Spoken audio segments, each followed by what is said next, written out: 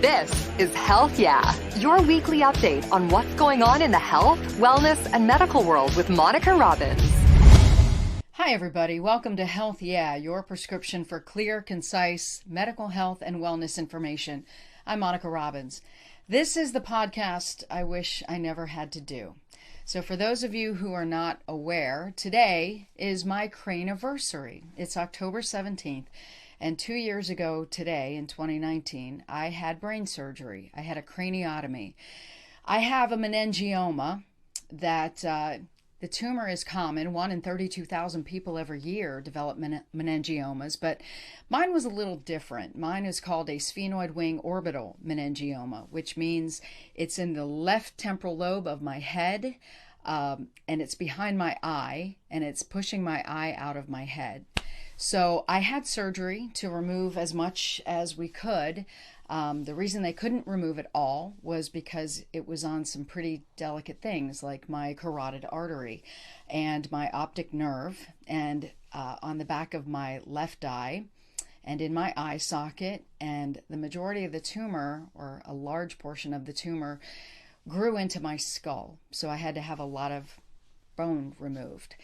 So anyway, we did it, and surgery obviously was successful, and I was able to come back to work just in time to cover the pandemic of 2020. They had to leave behind essentially 4 tumors. So the one on my optic, the one on my carotid, the one on my left eye, and the one in my eye socket. And every 6 months I was getting MRIs to make sure that these things weren't growing. And I knew all the time that there was a risk of that happening. Well, as luck would have it, the one in my eye socket decided to spread, and it grew into my cavernous sinus. And again, it's likely mostly in my bone. So I have to go back into surgery. And so sometime in mid-December, I will have surgery. Now, what I thought I was going to have to deal with was another craniotomy. So my scar goes from here all the way down around my left ear. So it's about a good 10 inches long. And I thought what they were going to have to do is go back in there and pull my face down because they have to get into my eye socket. And fortunately for me, I live in Cleveland, and I'm incredibly grateful because there is a new procedure called a transorbital neuroendoscopic surgery, or the TONES procedure. So what's going to happen to me is I may be the 7th patient, at least under 10, at Cleveland Clinic, who just started doing this procedure this past May. They will go in through my eyelid crease. So they'll cut my eyelid crease, and they'll go in and they'll push my eye down, and then they're going to drill out tumor, remove as much tumor as they can, and the tumor that is likely in my orbital bone, they're going to drill that out. And if they need to, they'll have to obviously rebuild me. They will take bone from my right rib, my upper right rib, and cartilage, and they will rebuild what they need to of my face. The problem is we have no idea what we're dealing with until we get in there. It is not uncommon for people with orbital meningiomas for them to grow. The reason we didn't do radiation after the initial surgery was because we hoped they wouldn't grow. And unfortunately mine, typically they grow in 2 to 5 years, and mine decided to make an appearance before my 2-year Craniversary. This is going to be a somewhat complicated procedure, but the good news is, who knew you could do brain surgery minimally invasive? And so what they will do is they'll do the surgery. I might be in the hospital for 2-3 days, maybe more, maybe less, hopefully.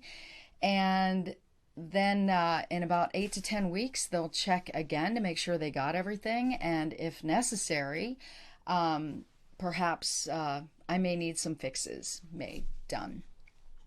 So I have a plan. I'm ready. I have a great surgical team.